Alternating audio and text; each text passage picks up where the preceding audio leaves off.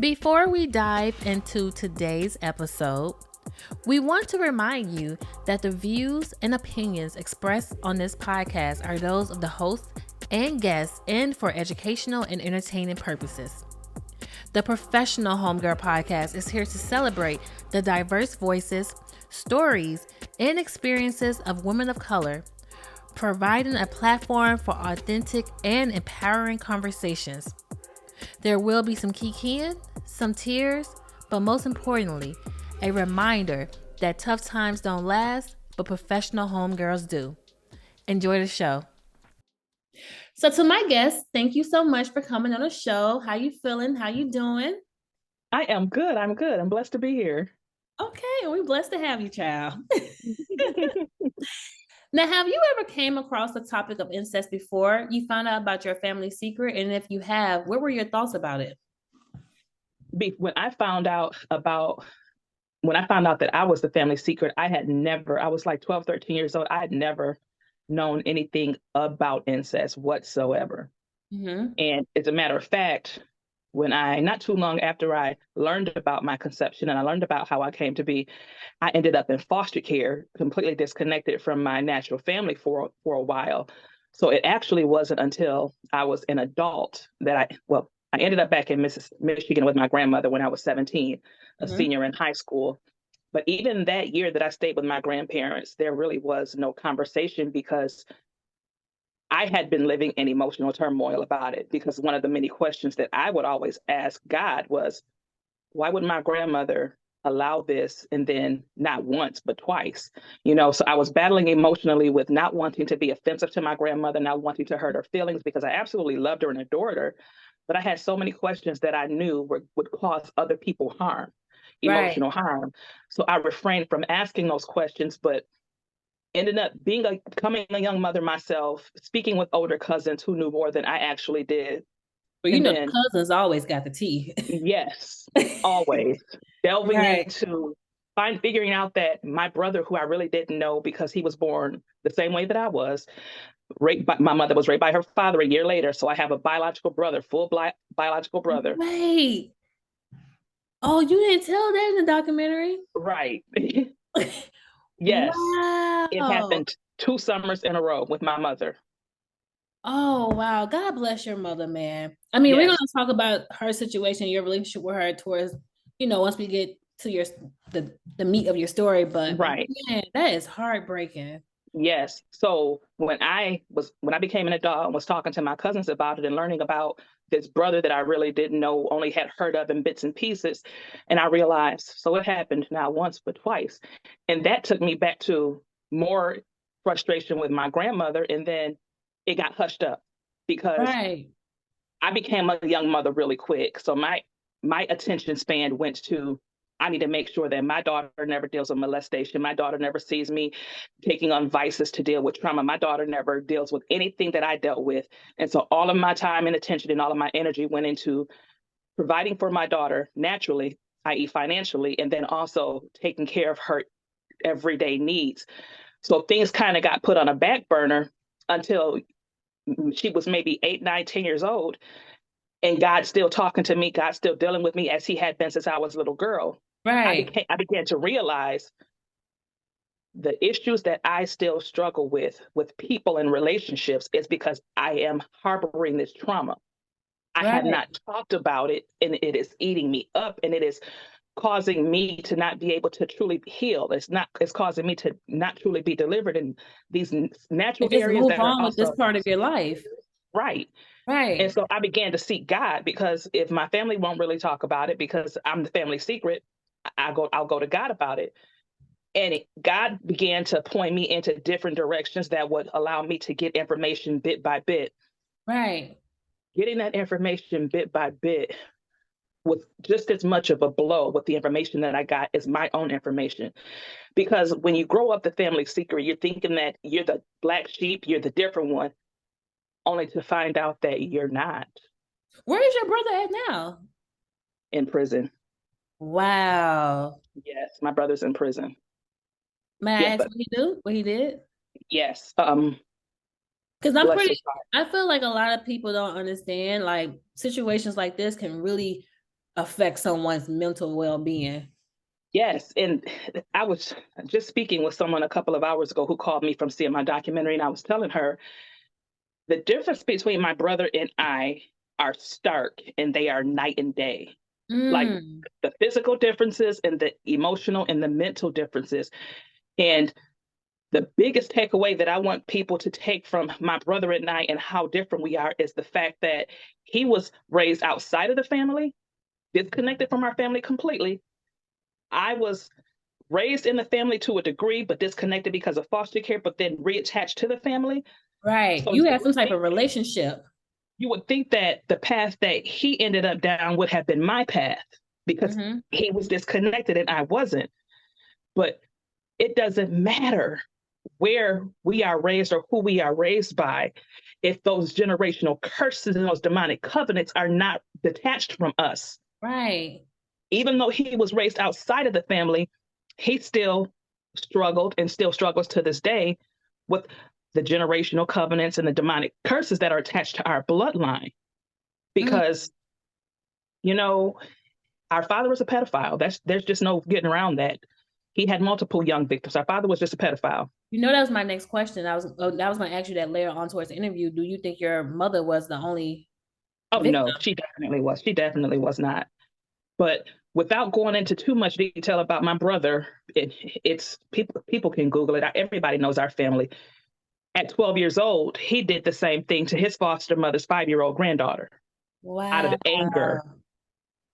Wow. So from age 12 on, he has had to deal with the legal system. And I will say this on his behalf, from 12 years old to 43 years old, I have never known him to do anything else since that incident at 12 years old. So I don't think that I know that my brother is not a pedophile like my father was, but that spirit still erupted in him when he got angry enough with the person that his mother figure, when he got angry with his mother figure and he did not get what he was getting from her, his way of getting back to her was to violate her granddaughter because she adored her granddaughter. Right. And so he has not been able to comfort up under the mental issues that come when you have to live with the fact that you did this and now this is the life that you have subjected yourself to, because the criminal system, the legal system, they put labels on you. Society, they put labels on you. And even as his sister, you know, my daughter is 22 years old.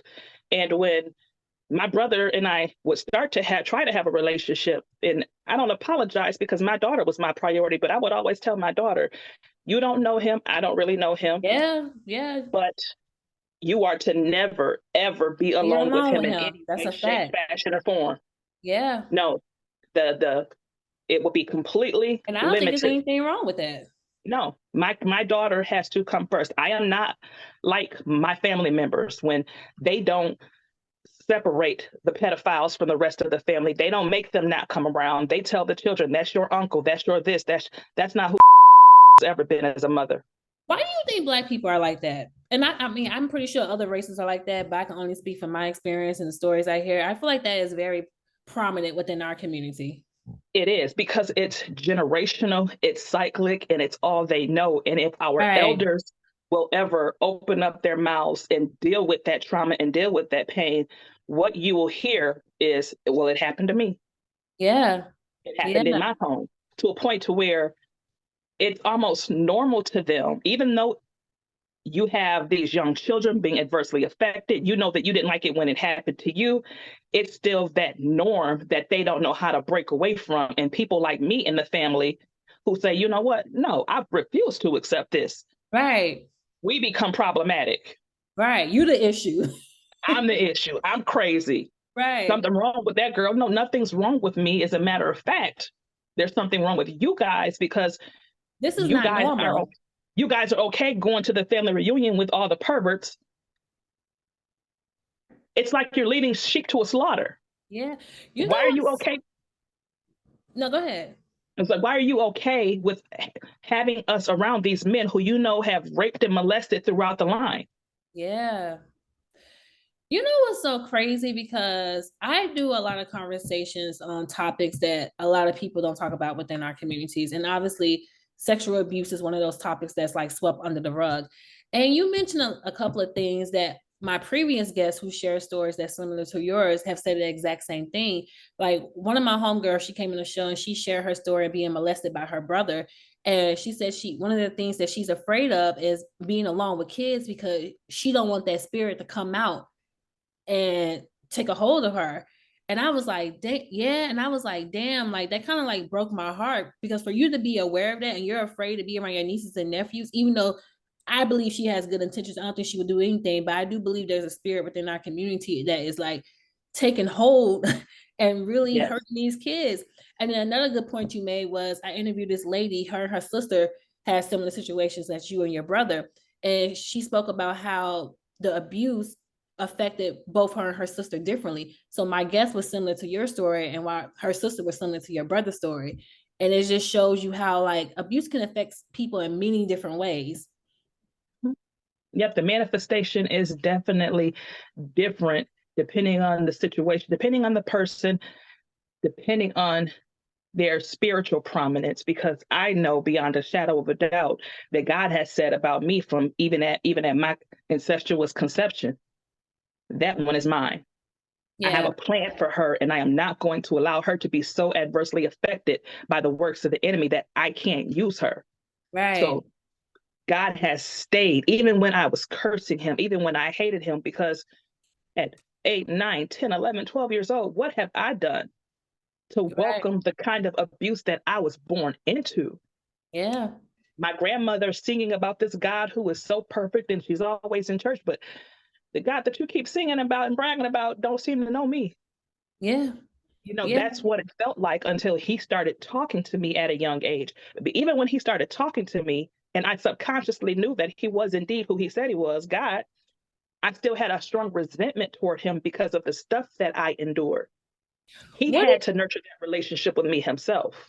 What are your thoughts on when people say there can't be a God because of all the things that happens to? Because like I was in a very traumatic childhood upbringing. My mother used to beat the hell out of me to like a pulp. My father is on drugs. You know, I know people. I share stories about people going through abuse and all of that nature. So, what is your thoughts when people say that God can't be real? Because if He is real, why would He let His children go through all this? I like to make it a natural reflection. God, I'm a seer and God deals with me visually. So I like to make it a natural reflection for people, because when people have turned off God in their minds, nothing that you say to them to try to get to them will make them see what you see. So I take it naturally. And my thing is this: you think of a woman with 8 kids. When Mm-hmm. you are carrying that baby in your womb, you're nurturing it in your womb, you have all these ideas, you have all these plans about what this child is going to become, what they're going to do, how they're going to look, how they're going to do this, that, the third, whatnot. Mm-hmm.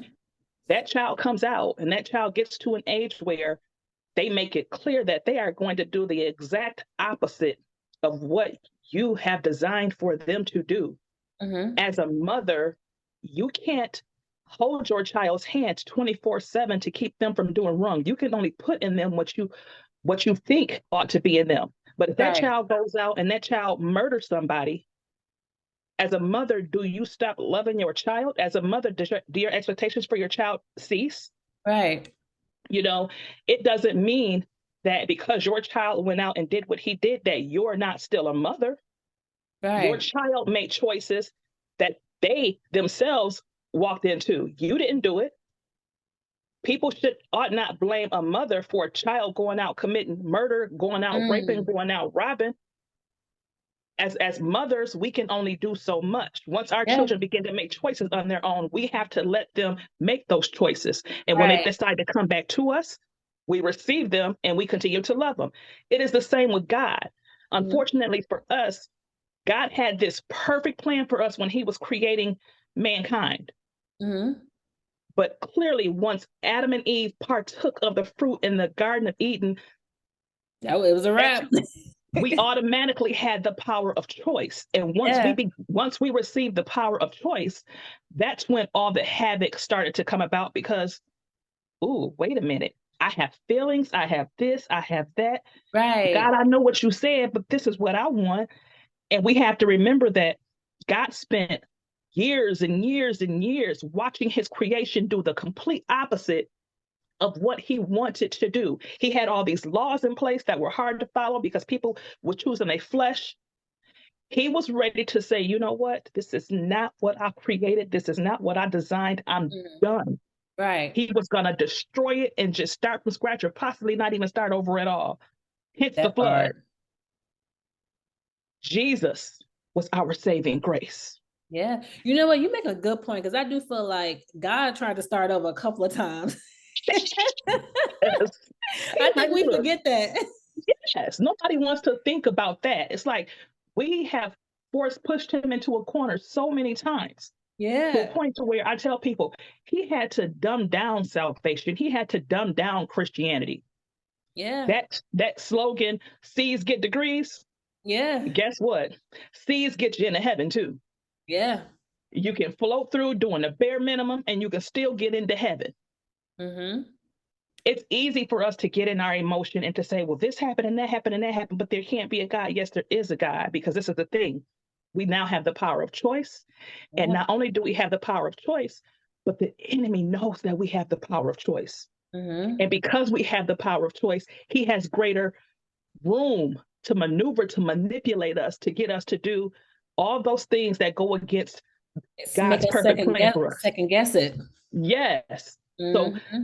at the root of it, God is saying, I'm right here waiting for you to choose me. I'm right here. But I can't, because you guys know the power of choice, I can't force my will on you. I can't force you to do right. I can't force you to do what I know you ought to be doing. Right. You have to choose me. When I gave up my son Jesus for you, it meant that you have to now make the conscious decision to choose me. And when your choices lead you down a path that I did not call you down, you are going to have to deal with the ramifications of those choices. And Yeah. unfortunately, not just you, but you and those attached to you. Yeah. So if you end up in a life of crime, you end up a drug addict, a prostitute, or It's a whatever, ripple effect. and you have children attached to you, guess what? They're going to inadvertently be affected by that. But that's not because of God. That's because of the choices that you make. Now, God's grace and God's mercy is evident even in those situations. And I'm a living example of that. Yeah. Even in his We word, it all says, are. he will not allow us to endure more than that which we have been We can equipped to bear. handle. Yeah.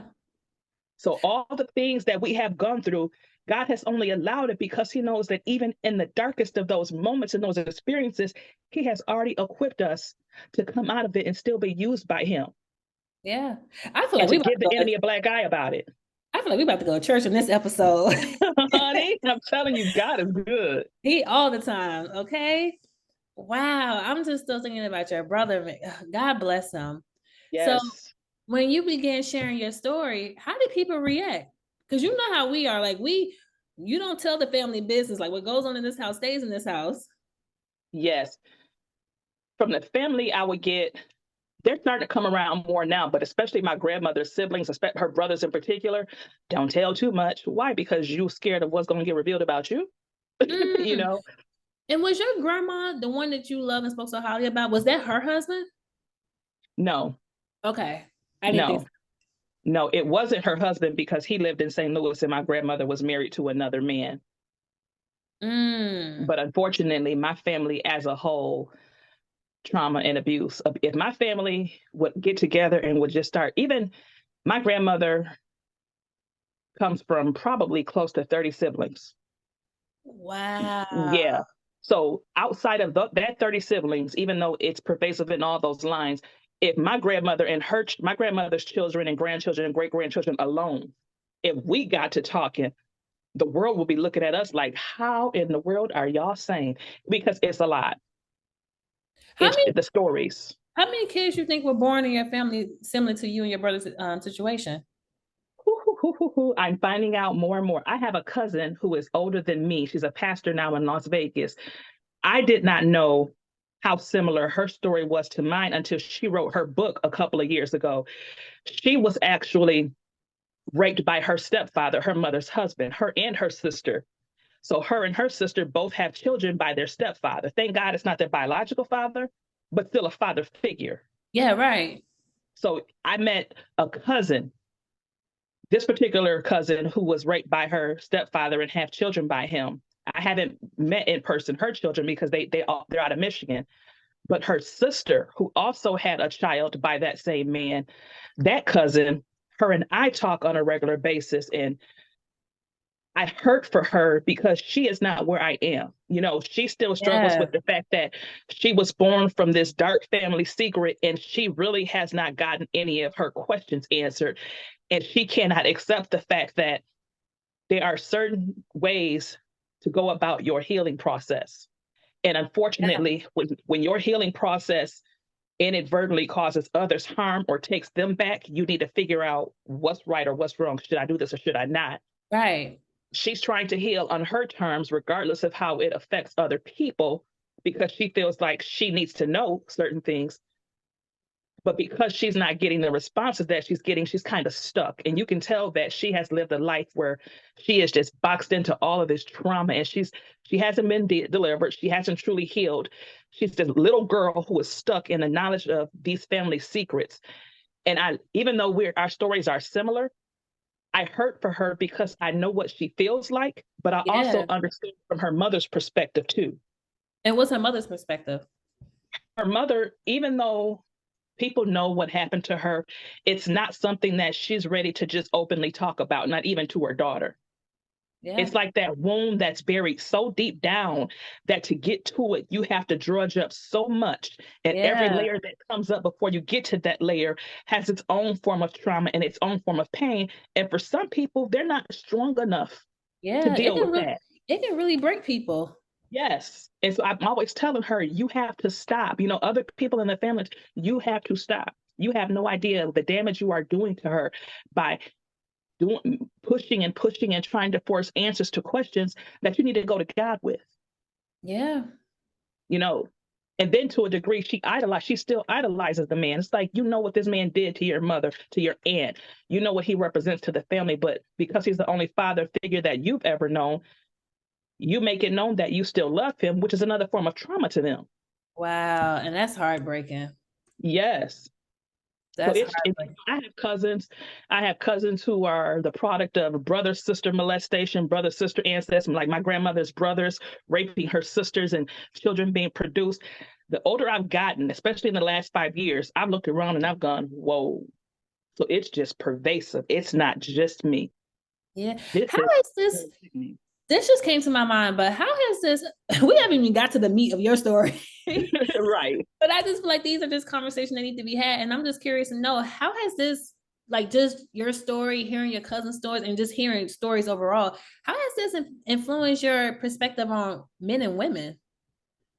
And that is the saving grace because when I was 16, God knew that I was never going to forgive my mother.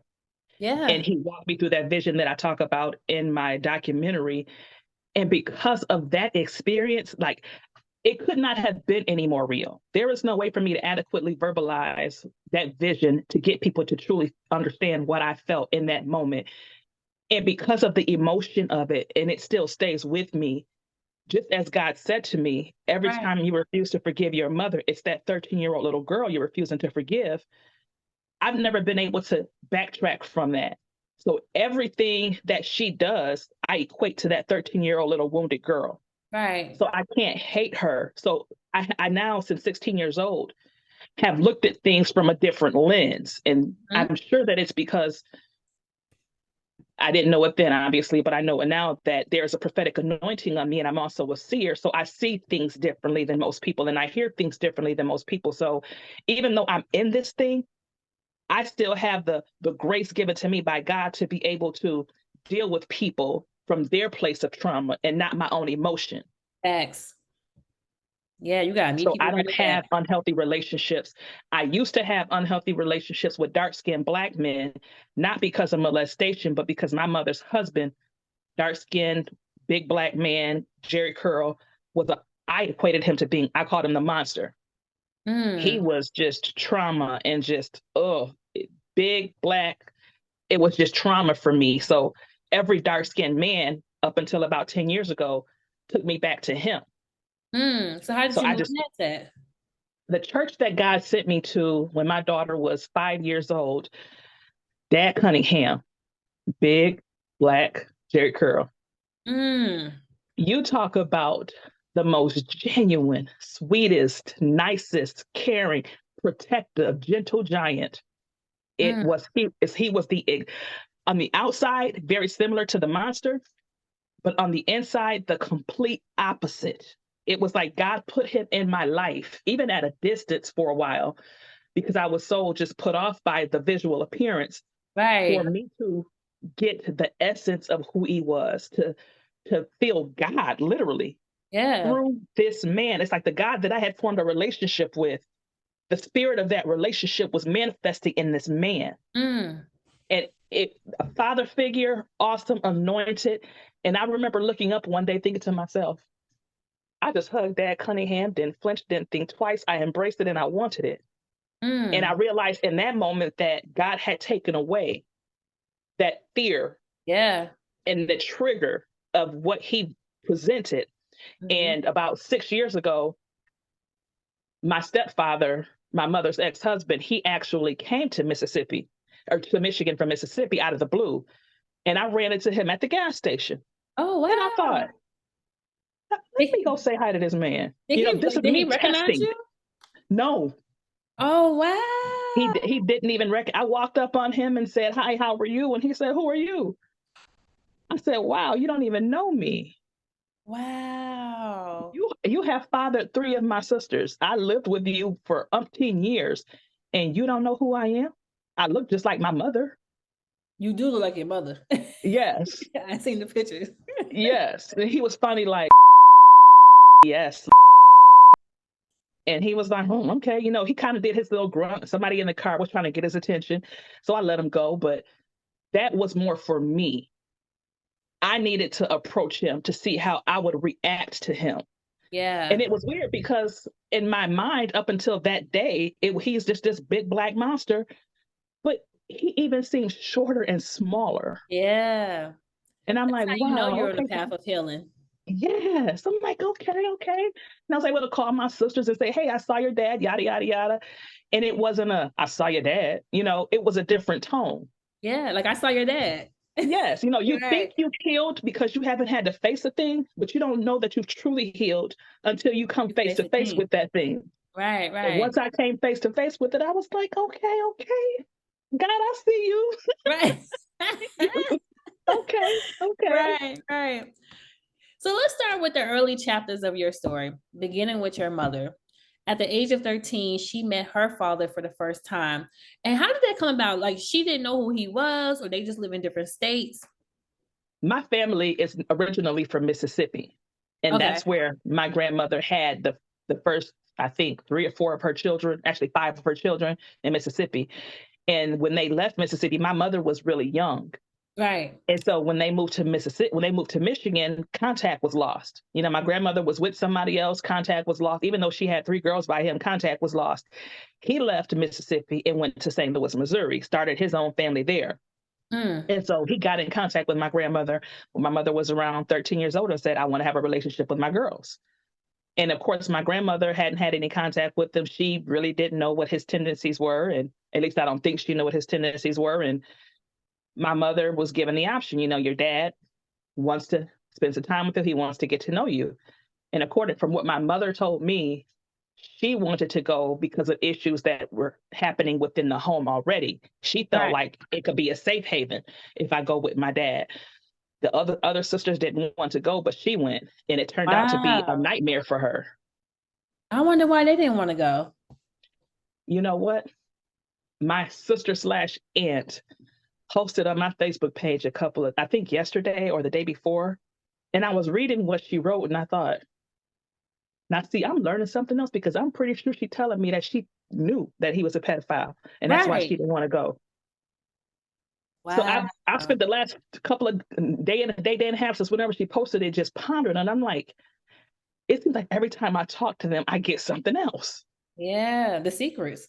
And it just keeps spilling out because she's never verbalized that to me. I've never known that she had a choice, but she knew that he was off, so she didn't go. That aspect of this story, I've never been privy to that. Right. So this is going to be a lesson until the day I die, a continual Yeah. lesson. Because this is years and years. Like this goes Yes, on your mom and her mom, and then your yes, other side of the family. Like, yes. Wow. Generational trauma begets generational trauma begets generational trauma. And I Yeah. remember having a conversation with my grandmother one day as I was an adult.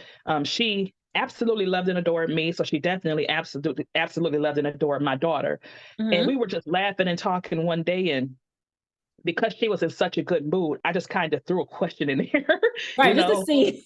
just slide it on in there to see what she'll say. Test the And waters. I was just asking her. I said, "Mama, my daddy raped my mama twice. Man, if somebody did that to my child, they gonna be in prison." Just to see where she would go with it. And she said, "Baby, if that nigga would have been in Michigan, he'd have been under the jail." Right. And I'm like, some emotion, okay. Wow. I had a bunch of questions once she said that, but didn't want to push it too far. So I Right. kind of ate them and let them go. But I'm thinking to myself, this answer was an instant answer. The emotion was just raw. So why would she go back the next year, and why wouldn't he be under the jail? Why was he allowed to live a long life? And why did she go back the next year? She told me years and years ago that she went back because she was already living in hell with under my grandmother's roof, and he promised her that he would never do it again, and he apologized, and she believed it. At this time, she's 14 years old. She's struggling. She's living in hell pretty much at home. And he's acknowledged that he did it and he was out of order, and he's promising that he won't do it again. So he basically manipulated her. And she went back and it happened again. Wow. So when she came back home and she was pregnant, what did the family say? Oh, they knew. They Oh, knew. that's crazy. But this is the issue. And I'm an adult, so I can look back and I can see this now. How can we make a big deal of about her being raped by her father when, and I'm saying this from my grandmother's perspective and from her sister's perspective, because And we our allowed family it. is extremely close. We can't really make a big deal out of that when our brothers are doing the same thing to us and our daughters and to our boys. So if we gonna get mad at him and prosecute him, we got to get mad at our brothers for doing what they doing to our kids, and some of our spouses for doing what they doing to our kids. Wow. So it's just, pot calling the kettle black. Yeah. And it's so crazy. I was talking to somebody and somebody was saying like a lot of people allow things to happen to other people because it happened to them and they think they quote unquote came out okay. Okay. So if I'm still And here, they don't. yeah. And that mentality is sickening. Yeah. Nobody protected me, so why would I protect you? I got told to keep quiet, so you better keep quiet too. Right. And at such a young age, like not once but twice. Yes, twice. Wow. So as you was getting older, your mom would leave you at home with your boyfriend's son and he would molest you and bribe you with food and religion. Yes. Her boyfriend. And because, it's crazy how she was always drawn to older men, but it's not crazy because that's what she sought out a father figure, but it got twisted and perverted into love. And because I'm thinking the spirits in these men recognized the trauma in her and that like spirit in her and saw her as an easy victim because she always dated men who were much older than my grandmother. Yeah. Wow. Even in her teen years, she dated men who were my grandmother's age or older. So when she was dating this one particular man, his son was her age. As a matter of fact, she should have been dating the son instead of the dad. Right. Yo, But these she was niggas dating, is nasty, man. yes. And she would leave us at home with him, and he would molest me. And I'm just like, you know what? This just don't make no sense. Thank Right. God he never penetrated me, but the oral sex was just a bit much. I'm like, I will never forget that. This man would force me to do it under the guise of religion. I didn't want to go to hell. And under the guise of, if you don't, I'm going to make your brother do it. Well, Right. I'm not going to subject my little brother to this. Right. You You think your know, mom knew all along what was going on? I would have a hard time believing that she did know, because how many Me times do you too. have to come into the house with this man bringing me out of a bathroom to give me ice cream, telling you that he promised me a treat? You can't put two and two together. When you have gone through that, you should be Like you hyper know the vigilant to that. signs. Right. Yes. I'm like, it didn't even though I was molested by him, I wasn't molested by a close family member on into my teen years. Yet I was still hyper vigilant about protecting my daughter. Right. So, And I would look at her like, couldn't say anything with him standing there, but I would be talking to her with my eyes. And it's funny because now I always hear, your mouth don't have to say it because your face gonna say it. Yeah. And so when I hear that, I'm like, and I'm pretty sure when I was a little girl, my face was saying a whole lot too, but she wasn't catching it probably because she didn't want to catch it. Right. Wow. And I do believe that my mother especially back then, my mother absolutely loved me, but because of her age and what she was dealing with, she did not know how. And I think if she would have accepted what was happening to me, it would have destroyed her back then. Yeah. So Yeah. I think that she knew to a degree, but as a defense mechanism, she convinced herself that it wasn't happening because I didn't actually come out and say it. Right. Have you ever seen or heard about this documentary? It was about this father, a Black man, and he had nothing but girls. And you know what I'm talking about? Yes. Yes. And it was just so crazy because the son did the documentary on how the father was sleeping with every single daughter. And one of the daughters fell in love with the father. Yep. And Yep. then the father is dying. So everybody's around him on his deathbed. And the son is like, are y'all serious? Crazy. Yeah. Crazy. It's that, just like when a young girl is kidnapped and she's gone for a long time, and then they go to rescue her and she wants to be back with her kidnapper. Yeah. There is a term for it, and it's lost on me at the moment, but there is a mental effect that causes you to actually feel compassion for them. Yeah. And as a survival mechanism, you begin to equate the abuse with love. Yeah. And especially in a house full of girls, I'm pretty sure it got to a point to where it became a competition. They all knew. Yeah. They all knew. I'm connected to a family now where the dad was molesting all the girls and had even started on the grandchildren. But you ask them now, and they will tell you, my daddy didn't do that. My daddy didn't do that. Yes, he did. We know he did it. Everybody knows he did it. Wow. Nah, these men, It's sick. it's disgusting. It's like the more that you find out, it's just like, whoa, whoa, whoa. And it's part of why I stayed single. You know, that's why I asked you, did this affect your relationship with men? Because yes, because my daughter's father, met him in high school. He was an amazing man. We didn't date in high school, but we met after we got out of high school. And he was an amazing man. We ended up having to separate for a lot of reasons, but the ultimate reason was he just was not mentally equipped to be in a relationship. He was in the military straight out of high school. They sent him to Guam. He should have never been sent to Guam as an 18-year-old young man. He saw some things that messed up his mind, literally. And when he came back, he wasn't okay. And then he ended up getting shot when my daughter was 3. He got shot in March, and my daughter turned 4 that July. So my daughter was 3 when her dad was permanently paralyzed. He got shot in the throat with a shotgun. Wow. So he has been totally and permanently disabled since my daughter was 3 years old, and she's 22 now.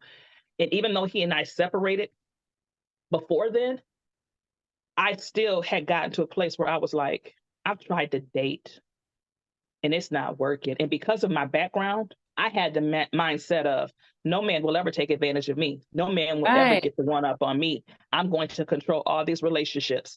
And even though it was only a couple of relationships, the one that I was in was the one that I had no business being in. I got hoodwinked. I did not know the man was engaged to be married. Yes, honey. I did not know he was engaged to be married. Oh, you know, they be lying, child. I found out that he was getting married the weekend that he told me he was going to visit his kids. Wow, I'm not surprised. Because of that, I realized quickly I don't have the control over this relationship that I thought I had. Right. And because it took me so long to get rid of him, and the only way that I was able to finally get rid of him, even after he was married, was for me to go to my cousin to say, I have no business being with this man, but I don't know how to say no to him. What is wrong with me? Because I know better. Like, this is sickening to me. I know better. And she had to explain to me the soul tie. That's why we have no business sleeping with men we're not married to, because a soul tie is formed once we connect sexually. And I went down a treasure trove of what is a soul tie, how to break it, and we find some prayers because I was adamant about not continuing the relationship. And I said to God then, I said, if you break me from this soul tie, I promise you I will not lay with another man that is not my husband. And 2 weeks of this man calling and me ignoring him and me praying, 2 weeks of him calling me, ignoring him and me praying. Finally, one day God said, pick up the phone. And I'm thinking, I cannot. You okay. So I picked up the phone, and what happened? 10 minutes later, I hung up the phone and I'm like, I said no. I said no. I said no. It's broken. The soul tie has been broken. Right. And he tried still for about 2-3 years after that. And every single time it was bye, going somewhere with that. Right, right. And I never forgot that. And my promise to God, I kept that. If you break me from this soul tie, I promise you I will not lay with another man that is not my husband. So you've been celibate for a while? My daughter is 22 years old. I have been celibate since she was 5.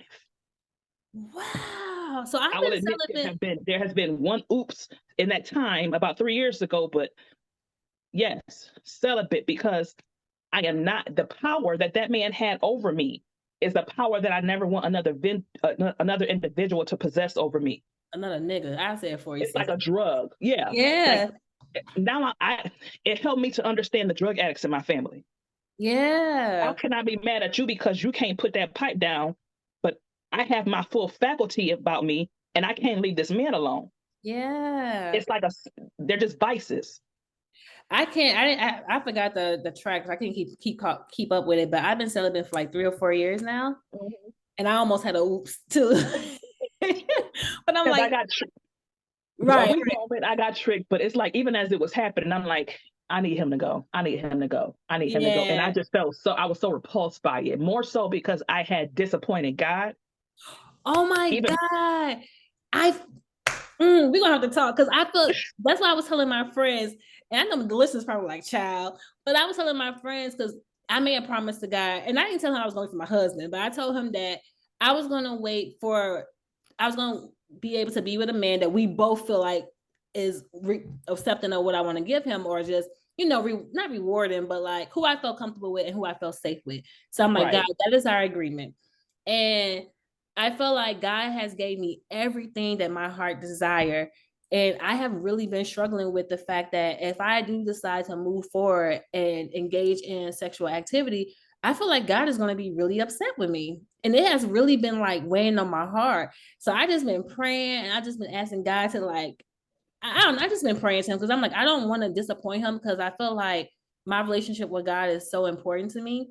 Yes. And we came a long way. Yes.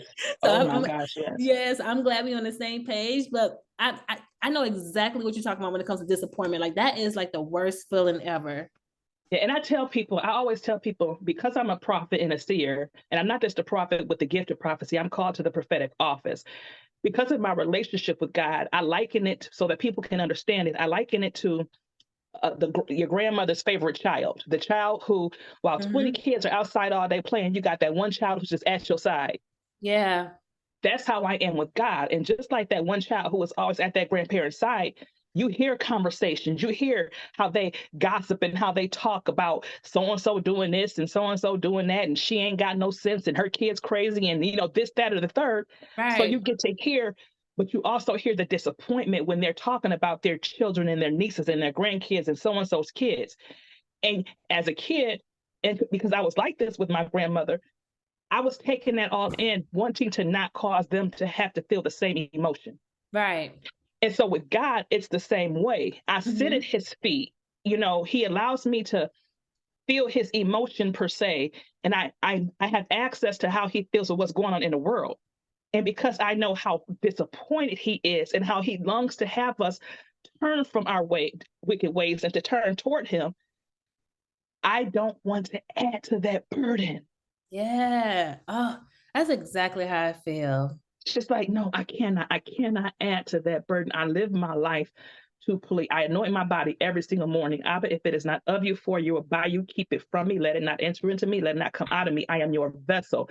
Yes. And people always ask me, if you look at my social media, why do you type in all caps? That's annoying. I don't care if it's annoying to you. It's not about you. I type every single word in all caps because it is a visual reminder to me that everything that comes out of my mouth, no matter how simple or how big it is important. Right. And if it is not pleasing to God in any way, shape, fashion, or form, why is it coming out of me? Right. It is Right. like a visual reminder to be mindful of what I put into the atmosphere. Mm. Right. Everything is important, even the little, even the does and the ands. All of it is important Everything. because it's all connected to something else. Right. So not to get in your business, well, I feel like I'm already in your business. So what do you do? Because I mean, you're human. You're a beautiful Yes. woman. What do you do when you get horny? Honestly, a lot of the time, I am always on the go so much that it does not happen a lot. But for the Same. last couple of years, because I now know that that is a trick of the enemy to get me to veer toward perversion because God doesn't even want me to masturbate. Mhm. I call it out. Is it wrong to masturbate? God, it's pleasure. It's like that's not your husband. It's like you're giving in to the lust of the flesh. Yeah. It's like you're giving in to the lust of the flesh, and I'm just like, okay, I can't do it. I can't do it. And I will if I'm up and I'm finding, especially the mornings where I decide to sleep in. If I sleep in and I'm not rushed to go anywhere, that's when that spirit tries to creep in, and it plays in my mind. I'm like, nope, nope, get up out of this bed, go find you something to do. Right, You right. know, no, we're not even giving in to the enemy in that way. He's not gonna creep in because I am a woman. You Yeah. know, it is not easy, but it is always staying ahead of it, recognizing the trigger, recognizing what will cause me to even begin to go down there, and quickly acknowledging it, saying, you know what, I got control over. Yeah. No Yeah. spirit will control me in any way, shape, fashion, or form. No man will control me in any way, shape, fashion, or form. No, I have the power to control completely and totally. Damn, now I feel bad. I mean, I don't do it a lot, but I do it. The beauty is God in his infinite wisdom extends us grace. He knows us better than we know ourselves. I just like to say, you know what? Once you know something, you are now responsible for the knowledge that you've been given and you have to work to do I better. know. But I it's know. work. And it's It not is and work. that's why that oops happened a couple of years ago because I was extremely vulnerable and by trade, I am a mobile notary signing agent. So I travel the state closing out real estate transactions, dealing with anything else that needs notarization. So I am always in a FedEx or a UPS or something. And it was a man in one of them all the time that was flirting up the wazoo all the time. Right. And one night I said something to him on social media, just a flippant comment, and it went down the Ah, road. I'm like, oh good Lord, what did I do? child, ain't nothing like a What did I fine do? man in your presence, though. Lord have mercy. Yes. I'm like, okay, I can't do this. I Right. can't do this. I can't do this. I can't do this. And it's bad when you don't even enjoy it. Like, it's what's supposed to happen. I feel Yeah. dirty. I know that I've offended God. I'm so upset. Like Let's get back on track. I couldn't even get off on this. And now I feel bad. Like, Yes. It's like everything about this is just no. right, Just right. no. Just no. Yeah. You know, one thing that I love about your story, and I go back and forth with my friends and my cousins about this, because I don't feel like kids should be left at home by themselves. No. I feel like maybe if the child is at a certain age, but I just feel like I just don't like it. I feel like anything can happen, and I don't know. And I'm not passing judgment on anybody who does this because I do understand that unfortunately a lot of people don't have the support and resources that they need when it comes to childcare, because childcare is very expensive. But it just makes me so uncomfortable when children are left at home. And in your situation, your mom used to leave you at home with your siblings, and you was only 8 or 9 years old. Yes. For days at a time. Yeah. Yes. So how was y'all My eating? daughter, my daughter would hit certain milestones and I would look at her and I would go, when I was your age, so and so was happening. And I Right. would look at her, I'm like, there's no way in the world I would leave you to deal with that. Just the light bulb moments that I would have. And it also helped me to realize how young my mother was, because the older my daughter got, I would equate my mother's age when stuff was happening to her to my daughter's age, and I would go, a Mm. minute. So when my mother was a senior in high school, you mean to tell me that she had two kids and was about to have Whoa. Okay. And then the immaturity of my daughter, because she was raised in a bubble, highly Right. gifted, extremely intelligent. But I tell her, it seems like you're immature, but you're not. It's just that your maturity level is age appropriate. Yeah, you're a And child. it's not something that I'm accustomed to, or anybody around me has been accustomed to outside of our community. You Right. know, in our community, the way that she and my family still calls her, some of them still call her the white girl. My daughter's not white. Right. She's But the age way that she was appropriate. right. The way that she was brought up is it doesn't match our family, you Right. know. But yeah, it would be weird to just look at her at certain ages and go, "Whoa, yeah, no, I don't Yeah. see it. I And don't then, see it." and on top of the neglect, you also mentioned that your mother used to severely beat you to the point that CPS was called several times. Yes, yes.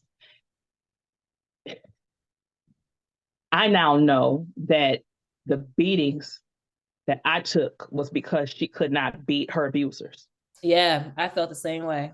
She couldn't beat me. I mean, because I would literally get whooped and beat for nothing. Yeah. You're really beating me because a dish got left in the sink. No, let's be honest. You're beating me because that man in black and Joanne, and you can't fight him. When you And when you was telling the story about her and her husband was the big time drug dealer and how she was going to like shoot him and then he took the gun and he pistol whipped her and I'm just like wow, like I couldn't even imagine because at this point she's still a child or she's still probably under 18 and just that much abuse and then she well, came back. actually, when that happened to her, I was 12 or 13. So she was probably 26, 27. Oh, okay, I mean but still yeah, 14, 14, 24. Yeah, she was definitely under 30. She was like in her mid 20s, which is a right, baby, because this man is in his 50s. This wow, man, yeah, he had children her age. oh my god, Yeah, it was traumatic. I mean, the beatings, it was just atrocious. I will never wrap my mind around how somebody could beat their child the way that I was beat. When my daughter was little, when I would have to spank her because it was okay. We've had this conversation two, three, four times, and you're just doing what you want to do. You're being disobedient on purpose. And I would right. spank her, but we would have a conversation about what she had done wrong and why she needed a spanking. And even as I would pop her two or three times, I'd be sitting there crying. Yeah, God said, did you feel uncomfortable whooping her? I'm crying. You know, I don't want to Yeah. inflict this kind of pain on my daughter. So thank God Super Nanny and Nanny 911 came out when she was around 4. Mm-hmm. So I was able to navigate and use mind manipulation and just put her in Yeah. my lap when Nanny 911 came on. And I would show her these children and how misbehaved they were. And we would sit and we would watch it. And I would talk to her like, look at that child. She knows she out of order. Her mama need to whoop her little butt. Da, da, da, da, da, da. And I would plant those seeds. Yeah. And planting those seeds helped her, even at that young age, be mindful of her behavior and how, you know, it was just there's certain things you do, certain things you don't do. Yeah. And it was so ingrained in her that when she started preschool, her teacher called me and said, Miss, your daughter keep telling me to call 911 because she knows that those kids are acting crazy and that is not how we act at home. Right. No, You know I'm not. what? No. But I just had an aha moment. I feel like your daughter really saved you because I feel like as I'm hearing you speak about your daughter, I feel like you got a chance to mother yourself while being a mother to her. Yes. Yes. She definitely saved me in more ways than one. And it's like mothering her was a double-edged sword. And I now know that. And I'll say this, backtrack for a minute. And God in his infinite wisdom, this is how I know that he was upset with me when I got pregnant with my daughter. Before I got pregnant with my daughter, I had dated a man from age 12. Shouldn't have been dating him because he was 19. He ended up dating me. But I Mm, dated him for like 8, 9 years. Dated him into my early 20s. wow. Um, he and I had been having unprotected sex for probably the last 3, 4 years of our relationship. Never got pregnant, even though we both wanted for me to get pregnant. It never happened. My daughter's father, who I reconnected with after he came back from Guam, couldn't have kids according to him because of he had been electrocuted too many times. Don't laugh at me. He told me that. I believed it. I was 20, 21. He told me he had been electrocuted too many times. And he couldn't have Wait. kids. How was it? I can't even get the question out. Yeah, if it's one thing a man gonna do, baby, he gonna come up with something colorful to tell. Honey, now I laugh at it and go, girl, you was a fool. Yes, I was a fool. But and my family, my closest cousins will tell you this because it was immediate. The night that I got pregnant with my daughter, I felt it the minute that it happened. Like Wow. conception was immediate. I knew it. I looked at him, get off me. He said, get off me. You know, what did I do? You said you couldn't have kids. Girl, I can't. Well, you just made one. What did I'm it feel pregnant. like? He thought I was nuts. Yeah, what did it feel like? And that's up until a few years ago, that story had one tone to it. And now that I know better spiritually, now I know that I know what was really happening. Because the only way that I could describe it to people was to say, the only way for me to make you understand what this feels like, even though it probably has prayerfully has never happened to you, is and it's a vulgar description, but I felt like my egg was getting gang raped. Oh It wow. it felt traumatic. It did not feel good. It felt traumatic.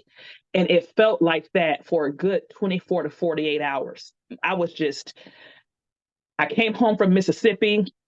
Cousins wanted to take me. I'm like, no. I was just angry. I just knew. And after a couple of days, it transitioned from that feeling to just flutters. And I felt flutters after the first couple of days. I felt flutters until the day that she started kicking. So I was never not consciously aware of my daughter's existence. From the minute conception happened, I felt her every single day. And Wow. then I parented her the way that I parented her for 18 years. And because I'm a seer, when she was around 12, 13 years old, we started having some serious issues internally. And then God started showing me visions.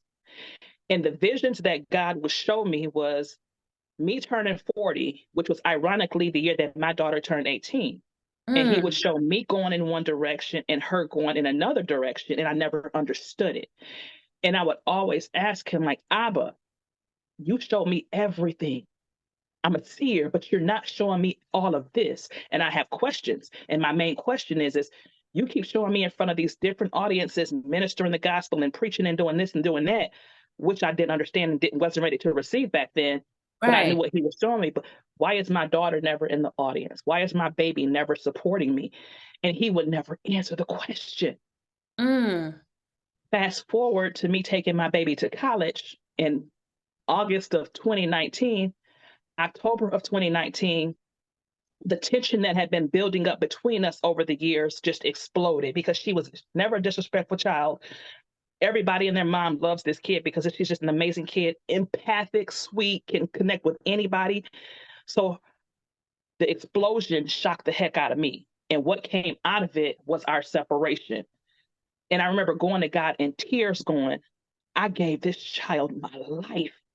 Right. Anybody who talks about my baby or anybody who mentions me in my conversations know that all I talked about was my It's your baby. She was daughter. literally Yeah. my world. I'm like, God, my mother hating me should have been enough. Now, all of a sudden, this kid that I've given 18 years to, everything about my world was. And now my daughter hates me. Why are you allowing this to happen? She was my world. And I kept saying she was my world.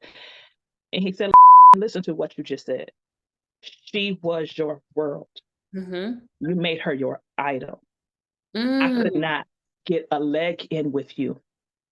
Now that I have allowed the separation, because I didn't cause it, this separation is not of me, but I allowed it to happen because I needed to get you by yourself. For this season, now that I have your attention, can I get some attention? Will you do what you said that you would do years ago, which was let me use you? I told you when you were a little girl that if you trusted me, one day I would use your voice. Now I'm asking you to trust me. Let me develop you. Let me process you so that I can use you because I couldn't get a leg in edgewise with you between your daughter. Right. And I just bawled and I'm like, oh my God. So you never showed me why she was never in the audience. You never told me because you felt like I would have tried to change it. He said, yes, you would have. He Right. said, the separation is hurtful, but it's necessary for me to get you in position for what I called you for. And that, my dear, was in 2019, and it is now 2023. And I can tell you now that I completely understand why he allowed what he allowed, even though he would have not liked it to have happened. I understand what he has allowed. And it has helped me to understand what was happening during her conception. Right. It took me back to her conception, and it's like, he was upset. Yeah. My choice to lay with the man who was not my husband, to put myself in a position to get pregnant, God knew back then that I was derailing my destiny. Mm. And so Wow. now I tell people I went on an 18-year detour. And I've been back on this path for 4 years. And the way that he has propelled me from 2019 to now, I was supposed to be doing this a long time ago. Right. My Wow. God, my God, my God. So what's your relationship like with your daughter now?